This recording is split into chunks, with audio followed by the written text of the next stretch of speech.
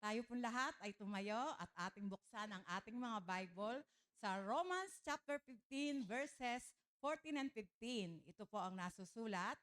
Mga kapatid, lubos akong naniniwalang kayo'y puspos ng kabutihan. May sapat na kaalaman at marunong magpaalalahanan. Gayunman, sa sulat na ito'y naglakas loob akong paalalahanan kayo tungkol sa ilang bagay. Ginawa ko ito dahil sa kaloob ng Diyos sa akin. Pagpalain ng Panginoon ang pagkabasa ng kanyang salita, kayo po ay makakaupo na.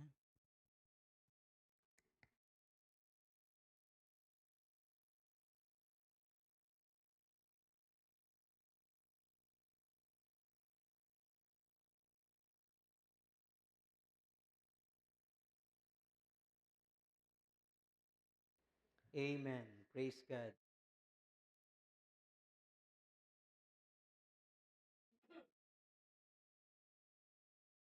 Romans chapter 15, verses 14 to 15. In English, I myself am satisfied about you, my brothers, that you yourselves are full of goodness, filled with all knowledge, and able to instruct others.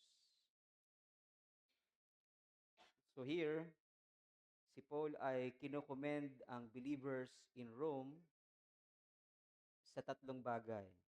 Their goodness, their knowledge, and their ability to instruct others. We've been studying this for the last uh, 2 Sundays. Okay? At tinihimay-himay natin yung verse. Last last Sunday we discussed about the biblical goodness. Last week the biblical knowledge, and today we're going to talk about the biblical instruction.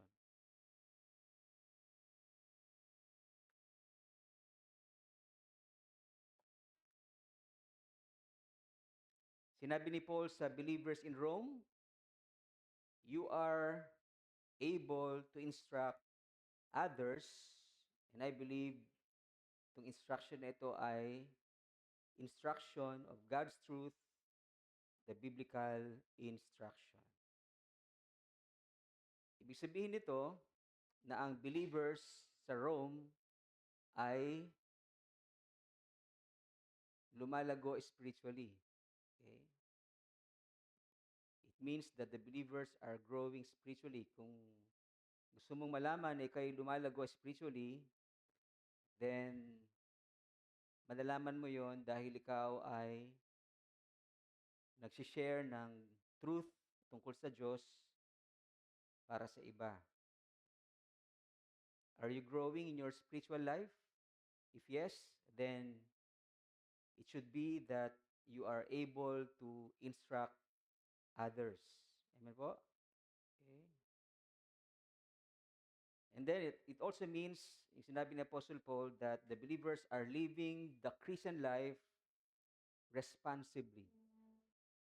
A responsible Christian shares God's truth to everyone who needs it. Amen po? Okay. Are you living your life? Are you living your life responsibly? Do you share God's truth to your family, your friends, or coworkers, or to your neighbor? Merong isang barber, he decided to live the Christian life responsibly. Then the next morning, nanalangin siya, he prayed, Lord, give me wisdom to share God's truth to the first man who walks through my door. So may dumating na mama. A man walked in and said, I'd like a shave, please. Then yung barber invited him to sit down, went into the back to grab his supplies, and returned with a razor on the one hand and a Bible on the other hand. And he looked at the man in the eye and asked, Good morning, sir. God wants me to share God's truth, His truth, to you. I have a question. Are you ready to die? Kasi meron sa CCs, sa evangelism explosion, part ng training doon, yung two diagnostic questions. Ang tanong, kung mamamatay ka ngayon, wag naman sana, saan ka pupunta? Sa langit o sa impyerno? So mukhang hindi yata lahat nakuha yung joke na yun. Ha? Ha? This man needs more time to learn. Yung barber na to needs more time to learn how to instruct others with God's truth. Pero whether or not you need training, God's word for us this morning is for you. Ano yung word ni Lord sa atin? Biblical instruction. God wants us to be able to instruct others of His truth. Let's bow our heads and let's pray.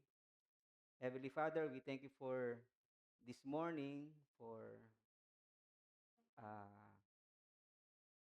gathering us together as your people to honor your name through worship, through singing, through your word, and even through our giving. We thank you for the privilege that you have given us, Lord, to become part of your family. Thank you for your Son, Jesus Christ, who died for us, who took our place, Panginoon. Uh, Salamat po sa pagpapatawad, sa kaligtasan, at maging sa umagang ito, we ask that your Holy Spirit would be the one, Lord, to teach us your word and help us to understand, Panginoon, yung mga gusto mo sabihin sa amin through your servant. I pray that everyone will be attentive, Lord, and will pay attention to your word, to what you would like us to receive, Panginoon, and apply in our lives, Panginoon. Salamat po. I pray that uh, whatever the devil is trying to do to hinder us from hearing your word or in distracting us, Lord, Lord, we rebuke Satan in the name of Jesus Christ. And we pray that all of us will stay focused, Panginoon, sa inyong mga salita. In Jesus' name we pray. Amen. Amen. Sa Hebrew and Greek dictionaries, ang Greek word na ginamit sa ating text para dun sa salitang instruct ay nuteteo. Nuteteo. Ano ibig sabihin ng nuteteo? It means to put in mind, that is by implication, to caution or reprove gently, which means to admonish or to warn. Kaya yung ibang translation ay ginamit yung salitang admonish sa Amplified Bible at yung salitang counsel, and then sa literal version ay warn, to warn. Okay. Because this is what the word instruct literally means. So we have 4 key words. No? What are those? Yung warning, yung reproof, yung admonish, and counsel. So instructing others comes by way of warning, reprove, admonishing, and counseling. So if we try to define kung ano yung biblical instruction, then yung biblical instruction is, of course, what? To warn. Anong Tagalog ng warn? Magbigay ng babala. So kapag ikay nagbibigay ng babala sa iyong anak, sa iyong asawa, sa iyong kapatid, sa member ng church, then you are giving a biblical instruction. To admonish. Ano yung admonish? Pakiusap. Okay. Kung nakikiusap ka na, please, brother, please, sister, gawin natin yung kalooban ni Lord, then you are giving that person a biblical instruction. Another word is counsel. Kung nagpapayo ka ng mga biblical na payo, then you are giving a biblical instruction. Okay. Okay, so biblical instruction is to warn, to reprove, to admonish, and to counsel others of God's truth in the spirit of what? Humility and gentleness and persuasion. So, hindi naman tayo namimilit, pero pinipersuade natin, kinukonvince natin ang bawat isa to obey the will of the Lord. We need biblical instructions at home, in our office or school, in church discipleship, in counseling, in confronting falsehood. Ano yung confronting falsehood? Pag may mali, tutuwid mo. Ginagamit natin yung biblical instruction in confronting even yung or defending the truth. Okay? And practically speaking, in every day of our conversation, God's truth must be taught. Okay? So we'll try to answer the question, how do we instruct others biblically? Paano ba natin gagawin na tayo ay makapagturo ng katotohanan mula sa Bible para sa iba? And to answer this question, we shall look at how God dealt with Cain's problem. Titingnan natin yung buhay ni Cain, paano siya hinarap ng Diyos, paano siya tinuruan ng Diyos, paano siya nirebuke ng Diyos, paano siya inadmonish ng Diyos, paano siya winarningan ng Diyos. But before that, let me just make myself clear before we proceed. Kasi yung book of Genesis, especially in the first 11 chapters, presents a big idea that God or that this good world which God created has gone bad. Why? Because of sin. That's the big idea in Genesis chapter 1 up to chapter 11. Pag binasa mo yung Bible sa Genesis 1 to 11, isa lang yung tinuturo ng Lord doon. Itong good world na ito ay naging masama dahil sa kasalanan ng tao. So the author of Genesis was concerned about, or the author of Genesis was not concerned about the specific details in each storyline sa Genesis because the focus of the message is not on details but on the big idea or the main message God wants people to understand. Ano nga yun ulit? Upon sinning, dahil sa kasalanan, the world has gone so bad. Okay, that's the message the author of Genesis tries to say. But in Bible interpretation, may maraming estudyante natin na nag-aral na ng Bible interpretation, we can draw out timeless principles from the pages of the Bible.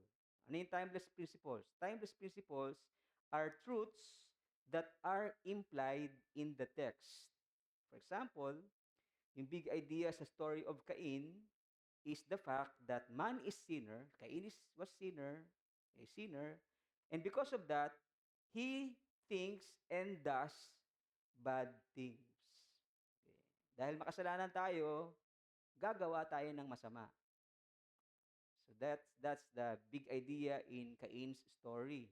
Pero yung timeless principle doon is that we can draw out from the story of Cain this timeless principle. Ano yung timeless principle na yun? There is a proper way to deal with a person who is downcast, yung mukhang busab, mukhang ano yun, mukhang nakasimangot, and angry. So, merong tamang paraan ng pag-deal sa kanila. Katulad ng ginawa ng Lord with Cain, malungkot siya, galit siya. So, the Lord our God ministered to Cain. Merong proper way of doing that. That's the timeless principle. And that's what we're going to talk about this morning. Okay. So tell the person beside you, galit ka ba sa akin? Are you mad at me? Are you mad at me? If you're mad at me, then this message is for you. Okay? If you're not mad at me, then praise God. Because I'm mad at you. So this message is for me. Okay? So the story about Abel and Cain is found in where? Genesis chapter 3. Si Abel ay keeper of the sheep. Ano yung keeper of the sheep? Ah, ano yun? Pastol. Di ba? And Cain was a worker in the ground. Ano yung work in the ground? Ha? Karpintero. Hardinero. Ayan. Magsasaka. Magsasaka siya. Magsasaka. Okay? And then, as time went by, they began to give God their offerings. Okay? And Cain's offering was the first fruit of the ground. Kasi magsasaka siya. So yung first fruit ng ground ang inoffer niya kay Lord. And Abel's offering was the best of his sheep. Okay? The firstborn and their fat portion. So God accepted Abel's offering and he rejected Cain's.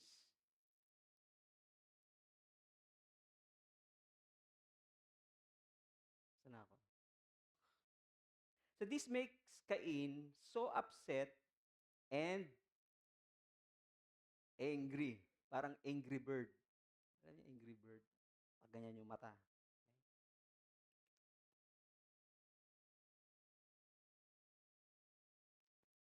Do you feel upset and angry when you felt you did something good and all of a sudden, all your efforts were not even recognized?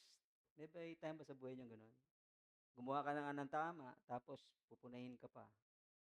Parang nakakalungkot, di ba? Well, before we make any judgment, let's understand that God rejected Cain's offering not because God did not see all the efforts he puts into his offering. Okay? And we do not really know why God rejected his offering, but there's a good reason to believe that God preferred animal sacrifice rather than the harvest offering. Why? Kasi natutunan natin for the past few Sundays that animal sacrifice was God's symbolic act of covering man's sinfulness through the blood of the lamb. Or perhaps Cain has an attitude problem as he gives his offering. Okay? Maybe he was in a rush and he didn't give the best offering he could give. Both can be true, but whatever the reason is, Cain did not choose to understand. Hindi niya piniling umunawa. Okay? He was jealous of Cain and became very upset and full of hate and or full of hatred and anger. I do believe I do believe God understands why Cain was so upset. But I do not believe that God wants Cain to harbor grudges and anger in his heart. Amen po? Diba? So the problem lies in the heart of Cain. He was full of self and would not want to understand God for his divine preferences. He was so jealous of Abel, and hatred began to develop in his heart. He becomes bitter. Ano yung bitter? Ampalaya. Parang ampalaya yung mukha. Ayun, pwede. He becomes bitter as he chooses not to forgive. Pag hindi ka nagpapatawad, gumawa kang ampalaya. Okay? And then his hatred and anger ate him up until he did what was unnecessary.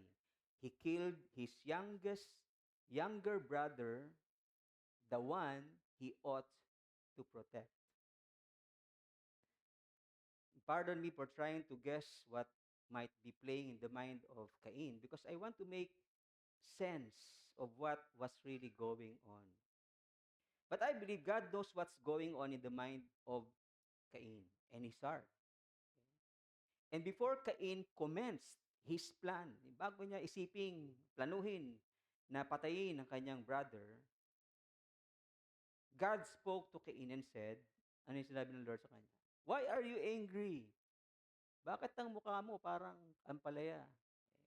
If you do well, kung gagawin mo naman yung tama, tatanggapin ko naman yung iyong handog, di ba? At kung gagawin mo yung tama, at kung hindi mo gagawin yung tama, yung kasalanan, nasa pintuan lang yan. Hahabul-habulin ka. Yung desire mo, or yung desire ng sin ay contrary to you, kontra kayong dalawa nung desire ng puso mo, tsaka nung kasalanan, but you must rule over it. Kailangan ikaw ang bida.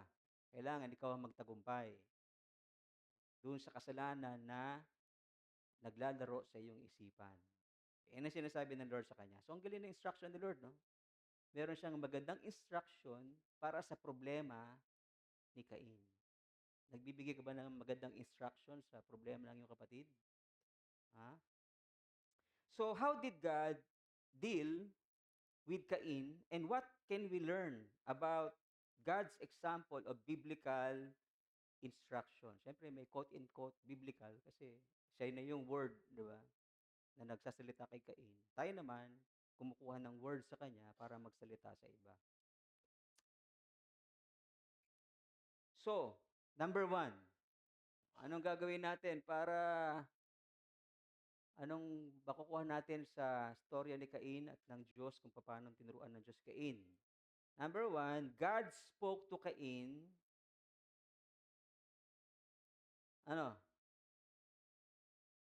in the spirit of gentleness. Gentle ka ba pagka magsasalita ka sa iba, magbibigay ng instruction? Makulit siya. Gentle ka ba sa makulit? Gentle ka ba sa isang tao na masama?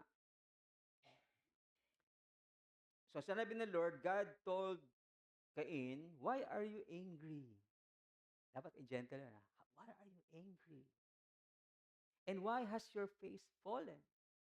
That's the spirit of gentleness. I believe God said these words in the spirit of gentleness. Why? Because the Bible says that God is slow to anger and rich in love. Di ba?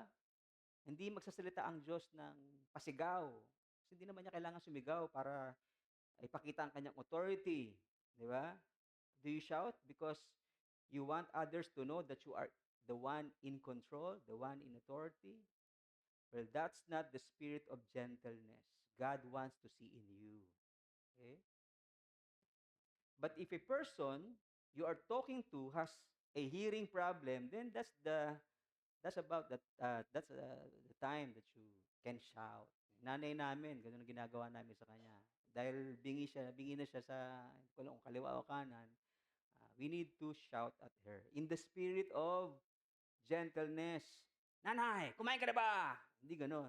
Bakit naman yun? Nanay, mahal ka namin. Kumain ka na ba? Di ba? Gano'n. Listen mga kapatid, the fruit of the Spirit is gentleness. And God wants the spirit of gentleness to manifest in your life as a new creation in Christ. Amen po? Di ba? Kailangan gentle ka kasi isa ka ng bagong nilalang. Anak ka na ng Diyos. At ang Diyos na gentle, our God who is gentle, wants us to be like Him. To be gentle in talking to others.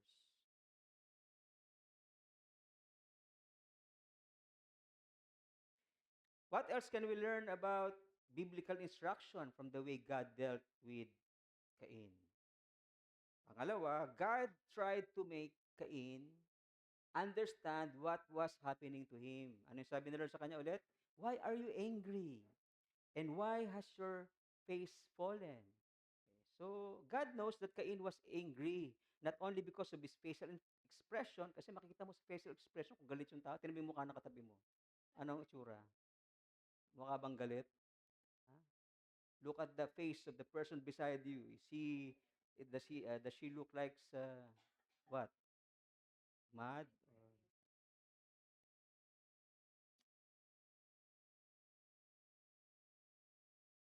God knows that Cain was angry, not only because of his facial expression, but because God is all-knowing, di ba? Alam niya yun. And God can tolerate the feeling of being upset, but not the spirit of anger or hatred. Sabi ni Jesus sa Matthew chapter 5, verse 22, I say to you, everyone who is angry with his brother will be liable to judgment. Pag galit ka sa kapatid mo, may galit ka, you are liable to judgment. Sabi ni Lord. Why did Jesus say this?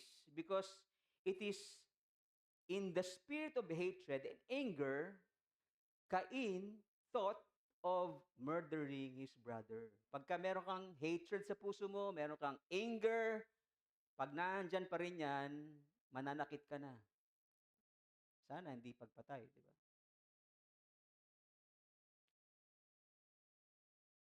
And to prevent Cain from doing this, from doing something out of hatred, God tried to tone down his anger by making Cain understand what was going on in his heart. Di ba? Pinapalambot ni Lord ang puso ni Cain. Para lumambot yun, pinapaunawa sa kanya ni Lord, ano ba nangyari sa'yo? Why are you angry? Why are you mad? Why is your face like that? Okay?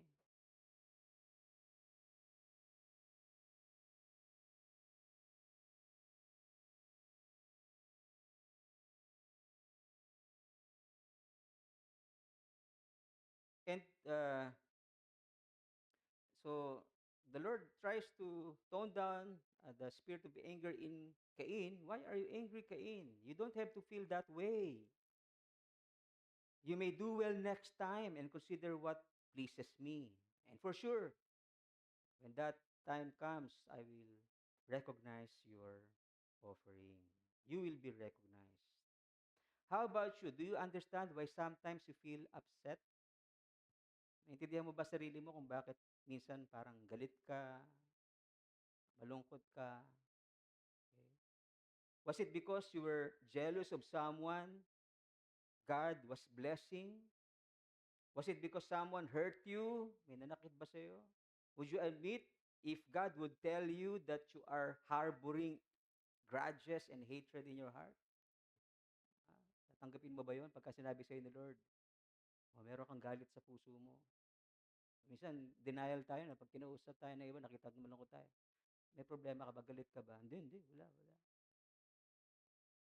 Buti tayo, hindi tayo all-knowing, hindi natin alam. Pero si Lord, alam niya eh. Hindi makaka-deny si Cain.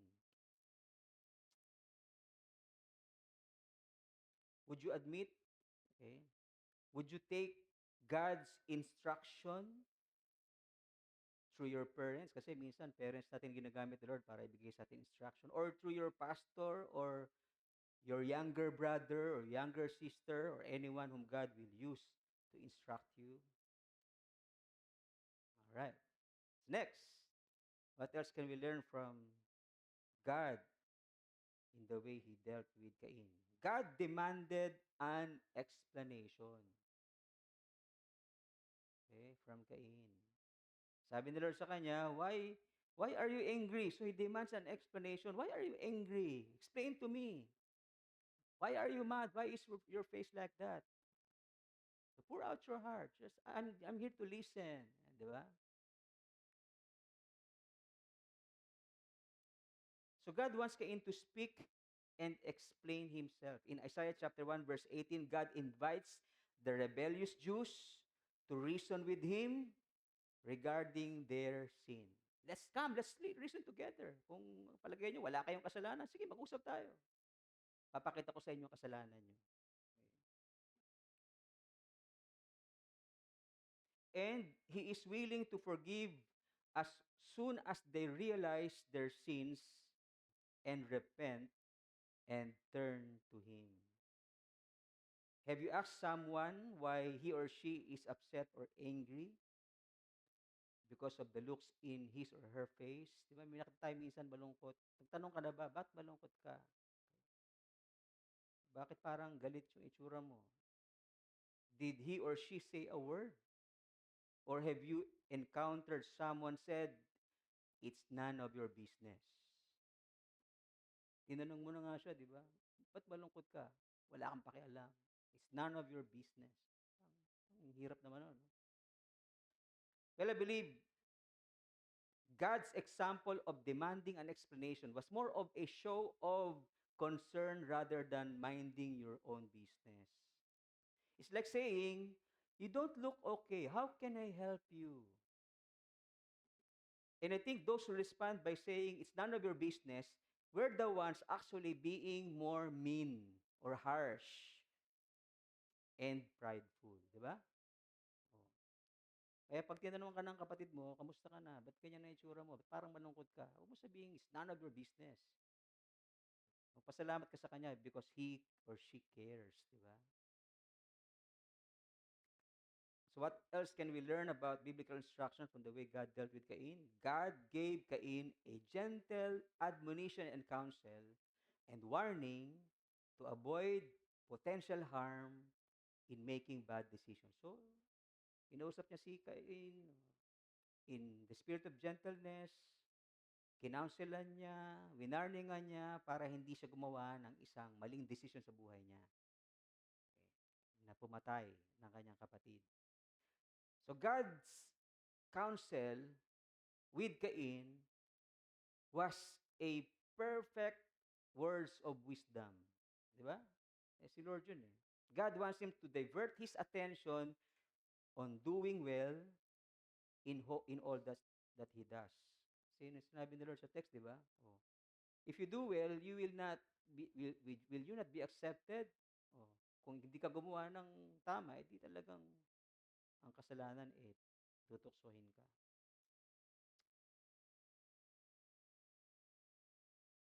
Ganon din ang sinasabi ni Lord sa atin. The same is true to us. If you do not do well today, then He will give you the chance to please Him tomorrow. Di ba? Kamali ka ngayon. Hindi mo na please si Lord. Si Lord, pagbibigyan ka pa ng pagkakataon para bumawi bukas.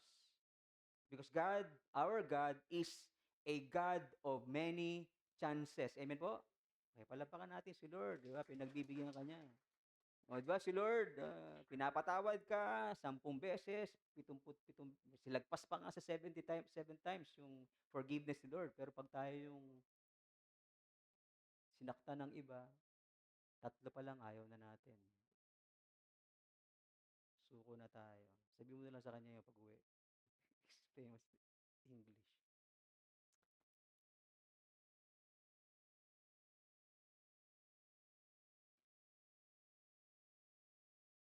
God also wants Cain to overcome what he has been thinking in his mind, the harmful and evil deed of murdering his brother Abel. How do you say that? Abel or Abel? Abel. Abel. Abel. Abel. Adam. Adam pala yung sinasabi natin. Pinag-uusapan namin kasi si Adam. Si Adam. Yan, yan, yan. Nagchat-chat kami palagi niya, kaya nosebleed palagi ako.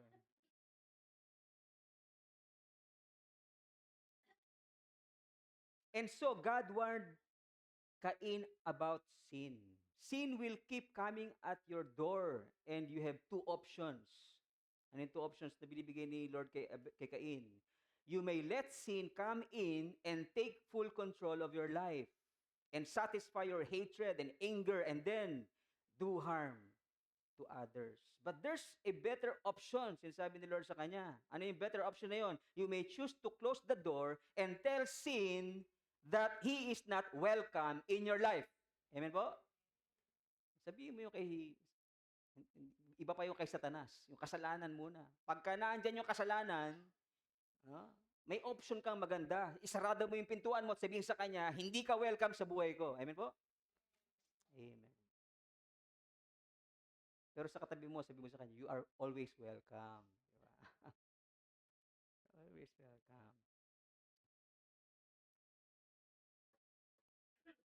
Do you welcome sin in your life? Or do you shut the door and get rid of sin? Would you listen to God's instruction and warning?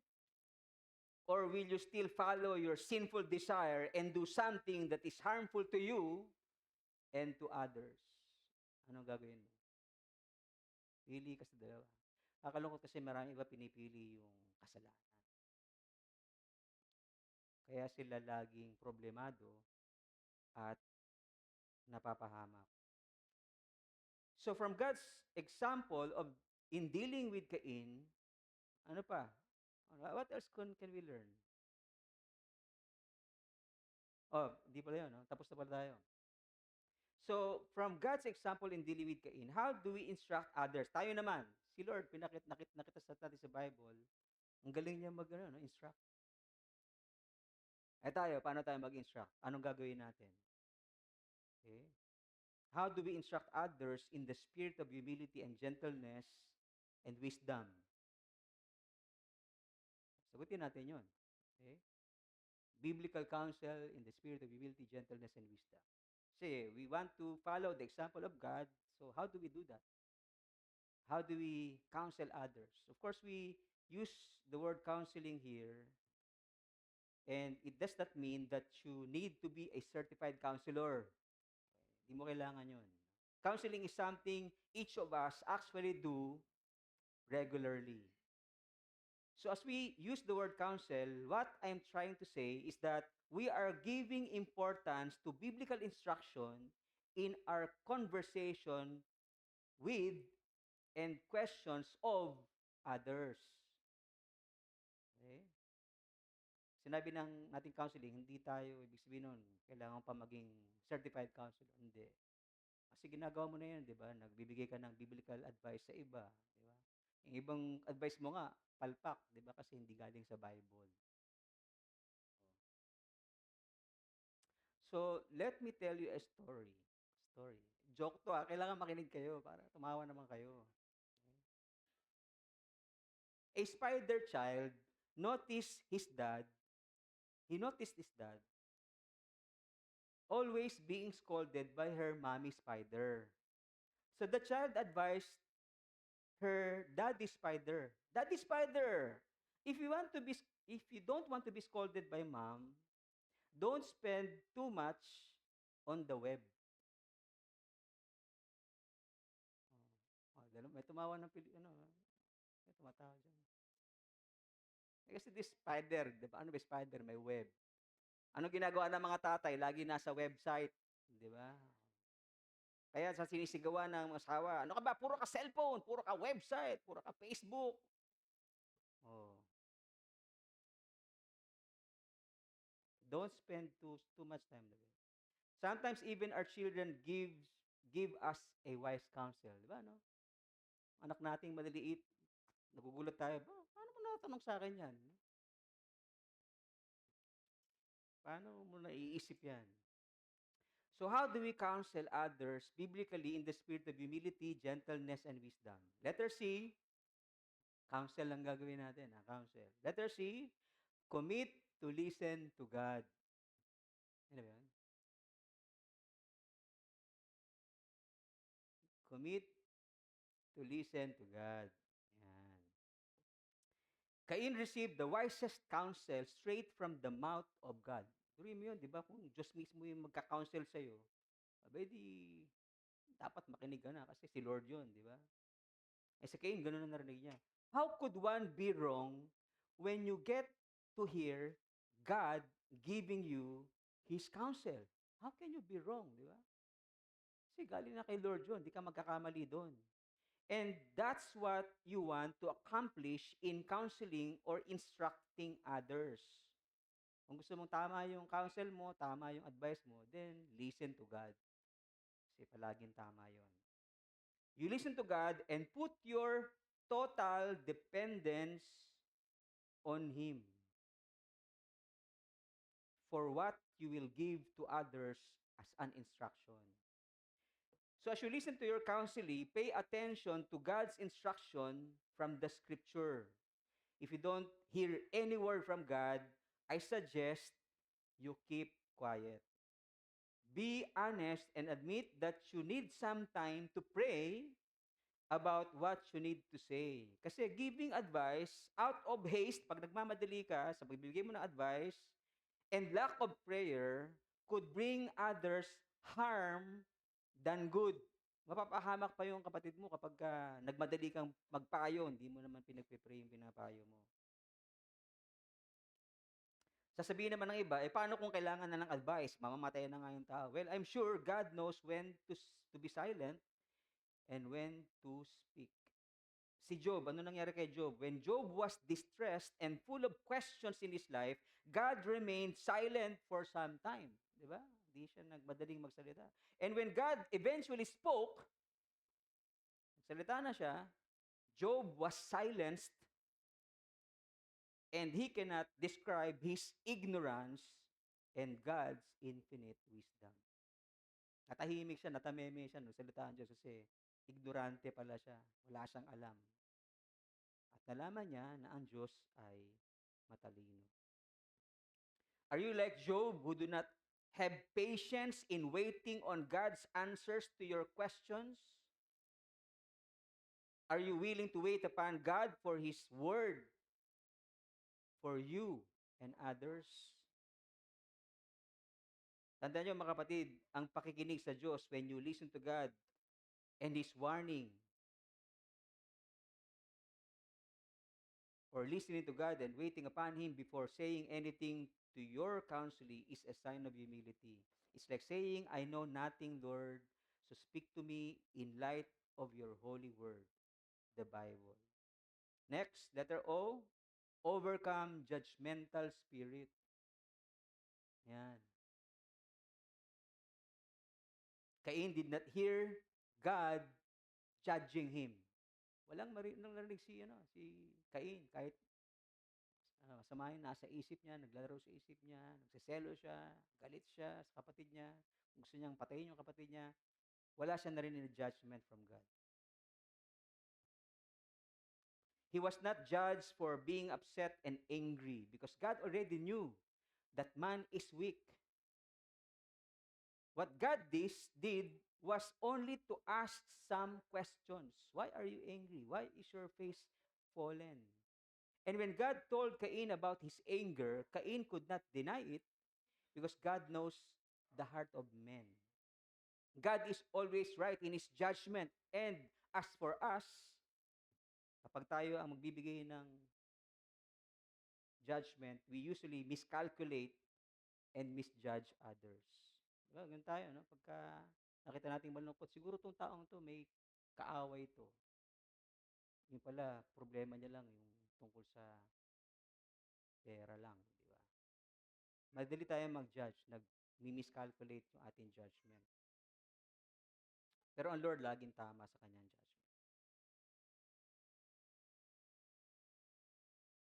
We need to realize this, my brothers and sisters, that being judgmental is not right. Let's avoid being judgmental. A pastor, kwento to ulit kwento. Pero hindi na nakakatawa. A pastor was deeply troubled. Problema yung isang pastor. And asked for an advice. Kanino siya humingi ng advice? Sa member.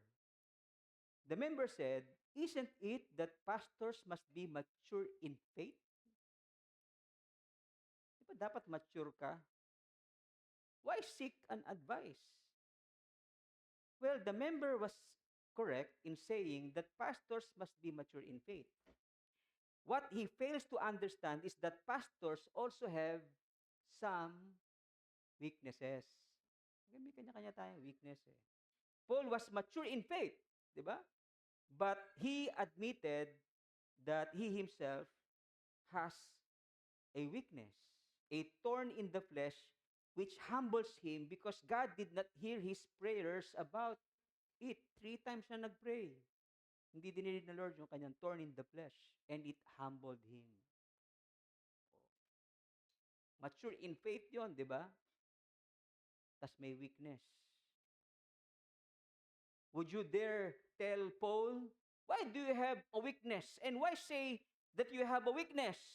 If you have a weakness, then quit your job. Stop being a pastor. Would you tell that to Paul? Ba, hindi. Oh. Listen mga kapatid, when you blame others for their weaknesses, either your pastor or your parents or your brother or sister, when you blame them for their weaknesses without trying to understand them, you have a poor judgment and you are being judgmental. Pag hindi ka marunong umanawa, puro ka nalang judgment. Ba't ganyan ka? Tapos hindi ka marunong umanawa. You are poor in your judgment. You are being judgmental. You are being harsh with your brother. And you need to learn to be humble and gentle in dealing with those who are weak. Kailangan matuto kang maging gentle sa iyong approach. So when others come to you for help or counsel, shut your mouth first. Okay? For a while. Don't judge yet. Listen first and listen well. And always try to understand. And try to be gentle in your approach. Tandaan po natin, a person with a gentle spirit prevents himself from making a quick judgment. Pagka ikaw ay gentle sa spirit mo, hindi ka agad hahatol, hindi ka magsasalita ng mga harsh words. Okay? Ano pang sumunod? Letter U. Letter U. Andar na ba? Use your discerning spirit together with your critical mind. Gamitin mo yung discerning. Ano yung discerning spirit? Yung nadidiscern mo na ito ay nagsisinungaling. Nadidiscern mo na ito ay may problema. Use your discerning spirit together with your critical mind and don't be carried away by emotions. God knows the condition of Cain's heart. He discerned Cain's anger and his discernment is always right. God also has feelings, di ba? But his emotions are stable. When Lazarus died, anong ginawa ni Jesus Christ? Nung namatay si Lazarus, umiyak siya, di ba? He wept. Meaning, meron siyang emotions. But his weeping, yung pag-iyak ni Jesus Christ, does not lead to any negative thoughts and feelings. Jesus' emotion is stable. Like in Cain's case, if by any chance Cain would tell God that he shows favoritism between him and Abel, God feels the accusation, and I don't know how God reacts to it, but I believe his emotions are stable. He does not have to be mad at Cain for accusing him because his accusation is baseless. Cain could not attack God's feelings and find his way out to being in the hot seat. Ganon tayo minsan, pag nasa hot seat tayo, kinokorek tayo, naghahanap tayo ng mali ng iba para sa kanila papunta yung hot seat. Di ba sila yung usapan, hindi ikaw mapag-usapan.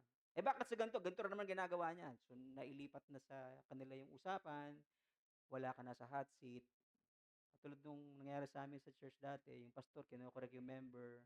Yung member dapat yung nasa hot seat. Ang ginawa ng mga member, pinagtulungan ng pastor, kinuwento yung mga pagkakamali ng pastor. Ang pastor na ngayon ang dinisiplina, hindi na yung isa.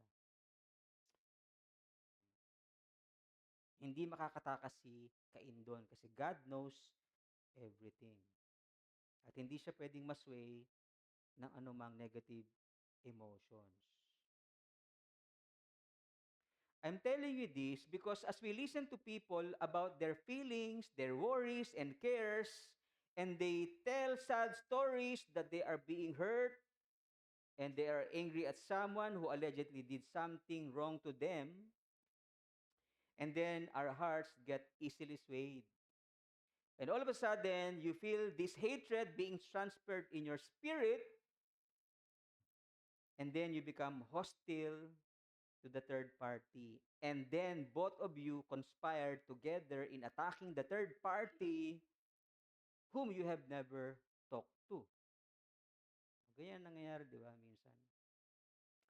Kaya mag-ingat tayo sa emotions natin. Pag may nagsasabi kasi sa atin ng problema niya, ganito yung ginawa sa akin. Nadadala yung emotion natin, di ba? At mamaya galit na tayo dun sa tao. Na i-transfer natin yung spirit of hate, hatred, and anger. So what are we saying here? In counseling others biblically, in the spirit of wisdom, you discern every spirit. Ano yung mga spirit na yun? The controlling or manipulating spirit, the lying spirit, the intimidating spirit, yung nananakot. The spirit of pride, the spirit of hatred, etc. And don't be carried away by negative emotions. And use your critical thinking, like what God did to Cain. Ask leading questions that would help the person think and understand what was really going on in his or her life. Di ba? Ganon tayo mag-counsel ng biblical sa ating kapwa. Intindihan niyo ba yun? Hirap intindihin, ano? Bilis eh. Process. Ha? Pagka nagbibigay ka ng counsel, in the spirit of wisdom, di-discern mo yung spirito niya. Nagsisinungaling ba siya? May galit ba sa puso niya sa kapwa niya? Huwag mo sakyan yun. Okay? Bagkus turuan mo siya mag-isip. Ito yung nangyayari sa'yo, kapatid. May galit ka sa puso mo, galit ka sa kapatid mo kasi nakagawa siya ng masama. Tapos napapansin ko parang gusto ko na madala sana sa'yo, kaya lang hindi yun tama. Okay? Mag-usap kayong dalawa. Diba? A 3-year-old little girl watched her brother being disciplined by his father. Nakita niyo yung sa reel siguro, no? Yung batang maliit, babae. Pinapagalitan ng tatay niya yung kapatid niya. May pamalo. The father was mad about the wrong thing his older child did. He makes his older child stand still, tumayo ka, and he holds in his hand a stick and corrects his child. And then he cried. All of a sudden, this little sister who are watching him took a stool and gave it to his older brother for him to sit on. Galing ng bata, no? Pinupo niya yung bata habang pinapalo ng tatay niya. Hindi niya protection ng kapatid niya para, wag mo paluin yung kapatid ko. Meron ganun video ko nakita minsan. Pero itong batang to iba. Hinayaan niyang paluin yung kapatid niya ng tatay niya. Binigyan pa ng upuan para makaupo. Even if she sees her brother crying, her emotions are stable and did nothing to interfere with his father. Galing ng bata, no? Siya ay merong discerning spirit. Do you use your discerning spirit in counseling people? Do you get carried away by their sad stories, or do you remain stable in your emotions and remain focused on helping the person understand what was really going on in his or her life? Number N. Ano yung number N? Never let your counseling feel unheard. God does not need Cain to speak, di ba? In order to be heard. God already knew that he was angry. Nevertheless, God asked him some questions in order for him to speak and be heard. Kasi ganun si Lord. Magsalita ka, sige, papakinggan ko. So, listen to people well. Many times, what others need is just an ear who listens and a shoulder to cry on. Ganun ang kailangan lang ng iba, di ba? Pakinggan lang sila at umiyak sila at maging ikaw yung balikat na iiyakan niya. So take some time to listen, just enough to hear every baggage that's in her or in his heart and mind. And after hearing just enough, it's your time to speak. Kaya sabi ni James, my dear friends, everyone must be quick to listen and slow to speak. We have 2 ears and 1 mouth so that we will listen twice and speak just once. Di ba? Makinig tayo ng doble, paulit-ulit, pakinggan mo, naintindihan mo ba yung sinasabi niya? Pagka meron kang hindi naintindihan, klaruhin mo sa kanya. Di ba sabi mo, galit ka sa kanya? O, baka meron pang ibang pinanggagalingan ka. Clarify. Okay? This leads us to the next point. Letter S, stay focused on the biblical solutions. Kaya na lang magano. Again, both you and your counselee need to listen to God. What you want to achieve is to find biblical solutions to the concern or problem at hand. And I believe that the Bible is the perfect source in problem solving because it covers all of human worries and concerns. People who are not, people who don't have anything to eat, diba? People who struggle with their vices, those who are afraid that their sins would be soon exposed, those who have anxiety, those whose partners cheated on them. We can go on, and the Bible have something to say about them. So we use the Bible in prescribing solutions to the person we are trying to help. Kaya sabi sa Proverbs 3:5-6, trust in the Lord with all your heart. Di ba? Magtiwala ka sa Diyos, hindi sa sarili mong nalalaman. Kasi yung nalalaman natin, mga bagay na tungkol sa mundo, pag yun ang binigay mong instruction, lalo silang mapapahamak. So let's, what? Trust in the Lord with all our heart. So, lastly, how do we counsel others biblically? Leave everything to God in prayer and agree on follow-ups. Ano ba? Letter E pa pala. Letter E. Ano ba yung letter E? Encourage counselee to make wise decisions. God gave Cain the wisest decision which will make him a better person. Not a bitter person, but a better person. Unfortunately, he didn't listen. Okay. And this is the saddest part of counseling people or giving them warning or admonishing them. Not all people want to follow a godly counsel. That's very sad. Di ba? Malungkot yun na galing na nga sa salita ng Diyos ang binibigay mo sa kanyang instruction para maging mabuti siya, maging mapaayos ang buhay niya, pero hindi sila nakikinig. That's the saddest part. Katulad nung nangyari kay Cain, di ba?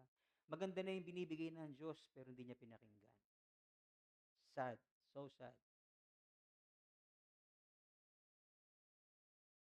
Fortunately, may positive din man. There are some who follow biblical counsel and everything went well with them. Di ba? Pag susundin mo yung plano ng Diyos, yung instruction ng Diyos, you'll never go wrong. You'll not regret. Iba, nagre-regret sa buhay nila kasi hindi nakinig kay Lord. Diba? Sabi ni Lord, maghintay, nagmadali, nag-asawa na unbeliever, binugbog, nawala na yun, ubus na yung mga ngipin, tapos di na makatawa.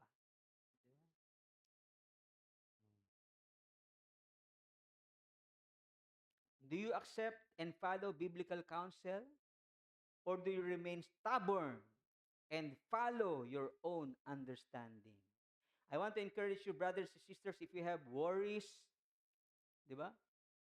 Kung meron kang worries and concerns sa buhay mo, follow God's instruction. Ah? And makinig ka sa biblical counsel, hindi ka magsisisi sa buhay mo. Di ba? Amen po? Yung ibang matitigas ang ulo, ngayon, nasa bilangguan na, di ba? Mahirap na yung buhay at napapahamak sila. And then lastly, lift everything to God in prayer and agree on follow-ups. Diba? Mag-pray kayo, pasalamat sa Panginoon sa of course, bago kayo mag-end sa prayer, siguro din mong naintindihan ng tao ang kanyang situation, bakit siya galit, bakit siya may gantong problema, at ibinigay mo na yung options, di ba? Na kapag ginawa mo to, mapapabuti ka. Kapag ginawa mo to na mali, mapapasama ka. Anong gusto mong piliin sa dalawa? Sige, pa-follow up kita next time, ha? Kung ano yung pinili mo sa dalawang decision. Pagbalik sa'yo, gula-gulanit na yung damit, no? Kasi hindi nakinig. Maganda yung may mga follow-ups na pagkatapos ng isang linggo, masayang-masaya siya, di ba? Salamat kapatid kasi iyon ang pinaya mo sa akin. Sinunod ko yung will ni Lord, gumanda yung mga nangyari. Now, bukod sa salitang counsel, gusto ko ring idagdag yung salitang warning. Okay. Warning. Sa Romans chapter 15 verse 40 sa ating text, sa literal version, ginamit doon na translation ay to warn one another. Okay? So we warn people about the danger of constant sinning and unbelief. That's how we instruct others.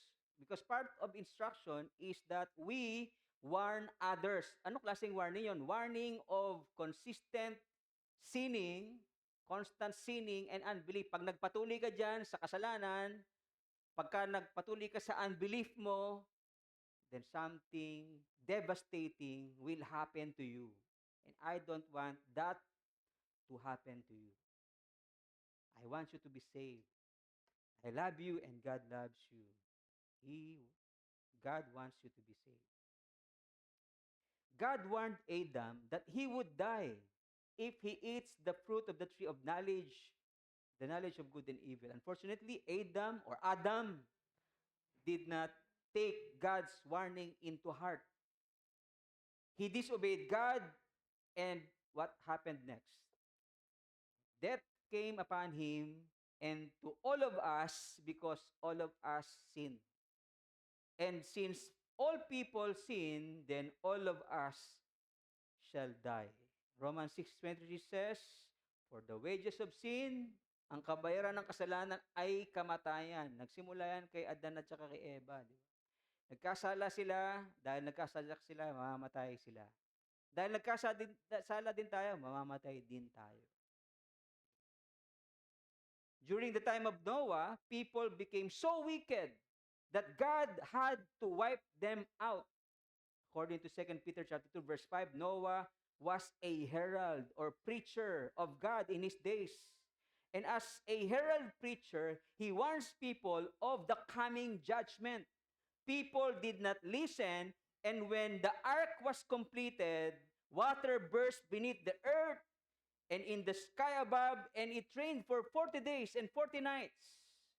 And those people who did not listen to the warning and remained in their unbelief, they all drowned to death.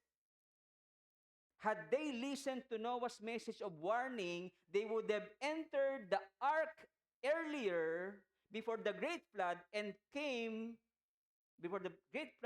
and found safety inside the ark and have been saved from God's judgment. Kung nakinig lang sila, di ba? Madiligtas sana sila. Dahil matigas ang kanilang ulo, ayaw nila makinig sa warning ni Noah, darating na yung judgment kasi masama na tayo sa mundong ito. Kayo lang, wala. Makinig kayo, tulungan nyo ako sa paggawa ng ark. Hindi, tinatawanan pa nila siguro siya. Baka nilalait pa yung Diyos ni Moses.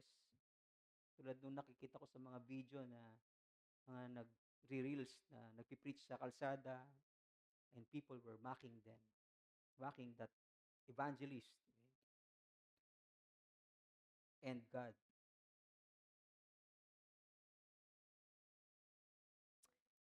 So itong story ni Noah na to, Jesus said something about the time of Noah and about the final judgment at his second coming. Matthew 24:37-39, for it was in the time of Noah, no? As it was in the time of Noah, kung ano yung nangyari sa panahon ni Noah, ganon din ang mangyari sa pagdating ko, sabi ng Panginoon. Sa panahong yon, before the great flood, yung mga tao busy sa kanilang pagkain, busy sa kanilang paglalasing, busy sa pagkuha ng mga asawa ng iba, binibigay pa yung asawa nila sa iba, no? Up to the very day when Noah entered the ark. Ganun ang ginagawa nila. They were so wicked na ibinibigay nila yung asawa nila sa iba, kinukuha yung asawa ng iba, and they take pleasure in the sin of sexual immorality. Pati yung mga babae sa babae, lalaki sa babae, no, katulad na nangyari dun sa Sodom and Gomorrah, ganun yung ginagawa ng mga tao. They were so wicked that God had to wipe them out.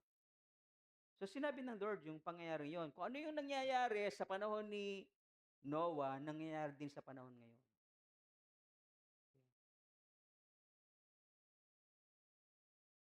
Hindi rin nila na-realize yung danger hanggang dumating na yung great flood and swept them all away. So will it be, sabi ni Lord. Ganon din ang mangyayari sa pagbabalik ko. Ang mga tao, manlalamig sa kanilang pananampalataya, papatayin ang kanilang mga magulang, magiging masamang tao, at saka ako babalik. Kaya, merong makikita tayong katotohanan dito, di ba? Bago dumating ang Lord, pasama ng pasama ang mga tao. People will be so wicked. Sabi mo sa tabi mo, change me. Ano yung change me? Ibahin mo ako. Paliwanag ko sa kanya yan. Baka mamaya ma-take niya yan. Literally. Okay? Yung ibig sabihin ng eating and drinking dyan, hindi lang yung normal na pagkain niya. Kasi ba't sila gugunawin kung pag kumakain lang sila tsaka nagpapakasal sila, di ba? Kasi ang kasal ay legal. O, ang ibig sabihin niyan, sila ay glutton, sila ay drunkard, sila ay nag-aasawahan ng hindi kanila at masaya sa ginagawa nilang kasalanan. God's judgment during the time of Noah was a reminder that God is serious about punishing people of their constant sinning and unbelief. And Jesus retells this story, inuulit niya yung story ni Noah, to warn people of the coming final judgment. Jesus will come again to judge the living and the dead. And like in the days of Noah, people in these last days don't care. They will not care about the gospel. They will not care about God. They will not care about our telling them the good news. They will keep sinning and they will turn themselves away from God. And because they ignore God's warning, they put God's judgment upon themselves. Sila yung nagpapahamak sa sarili nila. God will punish them for their constant sinning and unbelief. Kaya huwag mong subukan ng pasensya ng Diyos. Diba? Huwag mong subukan na baliwalain ang warning ng Diyos. Dahil seryoso siya sa pagparusa sa mga taong nagpapatuloy sa kasalanan at sa kawalan ng pananampalataya. This Sunday is called the Easter Sunday. Today, the entire Christian church remembers the death and resurrection of Jesus Christ. There's nothing wrong about celebrating it annually. In fact, in our case, we celebrate and remember every month not only Jesus' death and his resurrection, but also his coming again. We remember it time after time through our Lord's Supper. Just to remind all of you, the first coming of Jesus Christ was about the forgiveness of our sins by God's grace through faith in Jesus Christ. Jesus came to save. But his second coming, the purpose is no longer to save, but to judge. God will bring with him those who put their trust in his Son, and to those who rejected the gospel, God's message of warning and his offer of the free gift of eternal life, they will, if they reject it, the gospel, they reject the gospel, they reject God's offer of eternal life, they will be thrown into hell together with Satan and his cohorts. And before this happens, bago mangyari yon na ibulid ng Diyos ang kaaway si Satanas at ang mga sumusunod sa kanyang mga rebelde sa Diyos sa impyerno, before that comes, God is giving everyone the opportunity to hear the message of hope, the message of warning, the good news of salvation in Christ. The Holy Spirit keeps convicting people of sin and leading people to repent and believe in the finished work of our Lord Jesus Christ on the cross for the forgiveness of sins. So don't ignore this opportunity which God gives. Don't take God's warning lightly. Jesus will come again anytime soon. Do you believe that Jesus will come again to judge the living and the dead? Do you take this seriously? Have you repented of your sin and turned to God? If not, I admonish you, brothers and sisters, to repent. Repentance is changing of the mind. Pagka nagsisi ka, may nangyaring pagbabago sa isipan mo. If you think that it's okay to sin, then change your mind. Repent. Change the way you think. Ask for God's forgiveness and turn away from sins. If you think that salvation is impossible, parang imposible yata yung kaligtasan, then change the way you think. God made salvation possible through the death and resurrection of His Son, Jesus Christ. Today is the day of salvation. Repent now and believe in the gospel. Repent now and put your trust in Jesus Christ as our Lord and Savior. Repent now and believe in His finished work on the cross for your forgiveness. Repent now and believe that He rose again after 3 days. Repent now and believe that He ascended into heaven and seated in the right hand of the Father. Repent and believe in Jesus Christ today. And God, the Father, will grant you the privilege of becoming His child and will grant you His free gift of eternal life. Amen po? Ang sabi sa John 3:16, sabayan niyo ako, gayon na lamang ang pag-ibig ng Diyos sa sanlibutan, kaya binigay niya ang kanyang anak, kaisa-isang anak, upang sino mang sumampalataya sa kanya ay hindi mapahamak, bagkus magkaroon ng buhay na walang hanggan. Do you memorize that? For God so loved the world that He gave His only begotten Son, that whoever believes in Him should not perish, but have everlasting God. That's the good news that we proclaim. Unfortunately, not all people would repent and believe in Jesus Christ. Fortunately, nanalig tayo, sumampalataya, kahit meron tayong buhay na walagan. Jesus said in John 5:24, truly, truly, I say to you, whoever hears my word and believes Him who sent me has eternal life. He does not come into judgment, but has passed from death to life. Pag ikaw ay nanalig kay Jesus at nanalig sa nagsugo sa Kanya, sino yun? Diyos Ama? Sabi ng Panginoon, hindi ka na mapapahamak. Ikaw ay inilipat mula sa kamatayan patungo sa buhay. Palapakan natin ang Panginoon. So, biblical instruction in closing is what? To warn, magbigay ng babala, sawayin yung iba sa mali nila. Kaya pag sinasaway kayo, huwag kayong tututol kasi biblical instruction yun. Makiusap, sige na, balik ka na kay Lord. Huwag kang tumanggi kasi biblical instruction yun. Okay? And magpayo ka at hindi reject yung biblical na payo. But do that in the spirit of humility and gentleness and persuasion. Kumbinsihin mo sila. So, we instruct others with biblical counsel. We warn others of the potential harm in making bad decisions. We reprove those who go against God's will. We persuade one another in following God's ways. And we warn unbelievers of the coming judgment. Dadako tayo sa communion.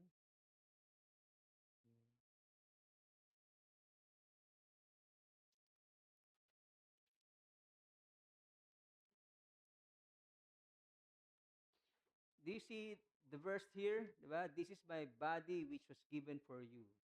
Do this in, sa ibang translation, in remembrance of me. Okay. Jesus told his disciples, do this, the Lord's Supper, in remembrance of me. So what Jesus wants us to remember was Himself. Yun ang gusto maalala natin, gusto ng Lord alalahanin natin yung siya, not the supper per se. Supper means dinner time, but we don't celebrate the Lord's Supper in the evening because that is not what Jesus tries to emphasize. Although it's obvious that Jesus ate his last with his disciples in the evening, okay, what Jesus wants us to remember was not the time, but the meaningful symbols that were incorporated in that meal. The bread and the wine. The bread that they should eat and the wine that they should drink. All in remembrance of him in remembrance of me. So we remember Jesus, not the hour in which they did the Lord's. That's why we call it Lord's table. Okay? The bread speaks of his body as a manna from heaven, meaning that he was sent by God from heaven to be our Savior and to serve as God's perfect sacrifice to die on our behalf. And the wine speaks of his blood, which Jesus poured out on the cross for the forgiveness of our sins.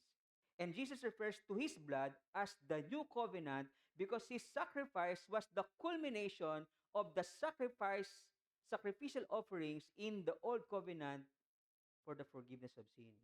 So, kaya sabi sa Hebrews, si Jesus yung once for all sacrifice. Once for all time. Ibig sabihin, yun na yung last. Yun na yung culmination of what the Jews were doing in the past in offering their sacrifices to God. And then in the Lord's Supper or the Lord's table, we remember and proclaim not only Jesus' death for our salvation, but also his coming again. Jesus will come again to judge the living and the dead. And he promised all of his disciples that that would one day it would that one day would come, he would come and take us to be in his Father's house, his eternal kingdom. In the Lord's table, we are also being asked to examine ourselves. Examine mo yung sarili mo in relation to your commitment in the body of Christ. Do you love Jesus' church? Do you love the person, the people in the church? Do you help them? Do you encourage your brother or sister in the Lord knowing that Jesus is coming very soon? So let's examine ourselves if we really love each other. Kasi yun sabi ni Lord sa atin, di ba? Love one another just as I have loved you. That's the new covenant that Jesus established today. So, aawit tayo.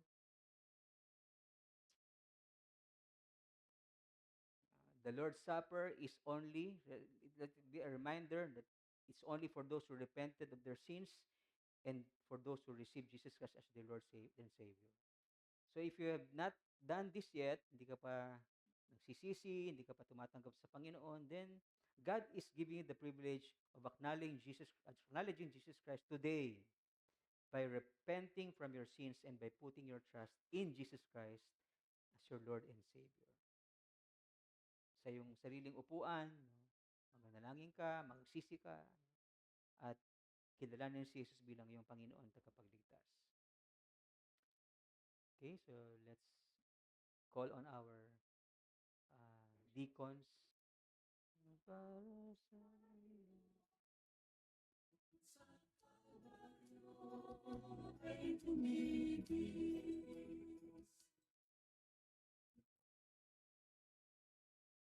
The Lord said to his disciples, "This is my body which is for you. Do this in remembrance of me." Let's partake all together.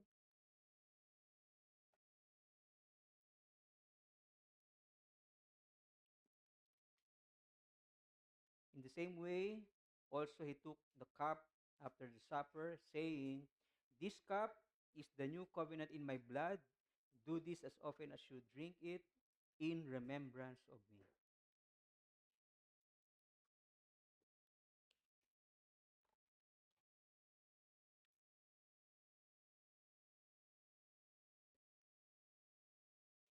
Let's bow our heads in prayer. Heavenly Father, we thank you so much for your great love for each and every one of us, Panginoon.